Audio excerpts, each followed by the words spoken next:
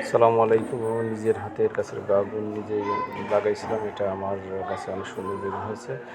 আল্লাহ তাআলার অশেষ নিয়ামত। এই নিয়ামত অস্বীকার করার মতো কেউ নেই। সুবহানাল্লাহ। আল্লাহ সুবহানাল্লাহ তাআলা দেখেন গাছে বেগুন দিয়েছে। আল্লাহর শুকরিয়া। আর আল্লাহ তাআলা আরও অশেষ নিয়ামত দিয়েছে। আবার লাউ গাছ লাগাইছিলাম, অনেক সুন্দর হয়েছে লাউ গাছটা। আর লাউ গাছ আসলে একটা হয়েছে, আরেকটা হয়েছে দেখা যাচ্ছে। তা আল্লাহ তাআলা আমার অবশ্যই দিয়েছে, আল্লাহর শুকরিয়া যে এই যে লাউ গাছ।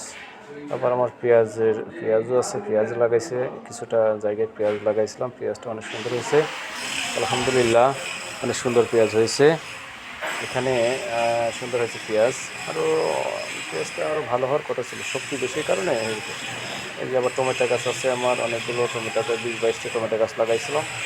তাই এগুলো অনেক সুন্দর হয়েছে। আল্লাহ তাআলার অশেষ নিয়ামত আমার নিজের হাতে দ্বারা প্রচারিত এবং পার্মানেন্ট গাছ হচ্ছে। পরিষ্কার করে লাগাইছিলাম, এই তো আলহামদুলিল্লাহ। আবার ফুল গাছ আছে, ফুলের অনেক সুন্দর সুন্দর ফুল হয়েছে আমার বাগানে।